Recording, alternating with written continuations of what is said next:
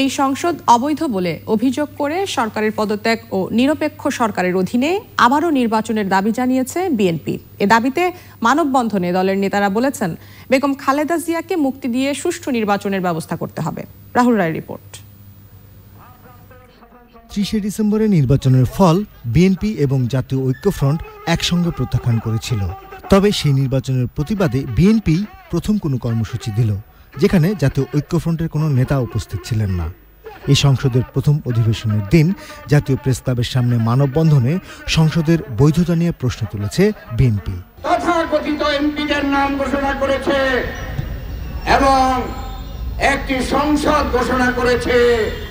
এই সংসদ অবৈধ, এই সংসদ ডাকাতির সংসদ, এই সংসদ একটি সারা পৃথিবীতে গণতান্ত্রিক দেশসমূহে একটি কলঙ্কিত সংসদ।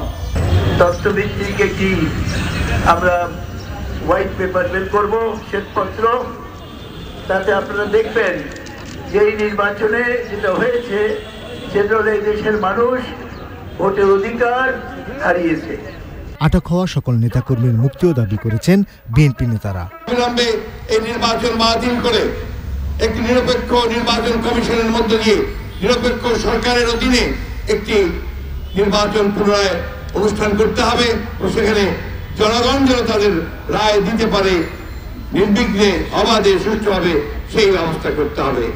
এবং এটার প্রয়োজনে সবার আগে দেশনেত্রী বেগম খালেদা জিয়া সহ সকল বন্দী যাদেরকে মিথ্যা মামলা আটক করে রাখা হয়েছে তাদেরকে মুক্তি দিতে হবে। বিএনপি নেতারা বলেছেন, গণতন্ত্র ফিরিয়ে আনতে হলে সুষ্ঠু নির্বাচনের বিকল্প নেই। রাহুল রায়, চ্যানেল আই, ঢাকা।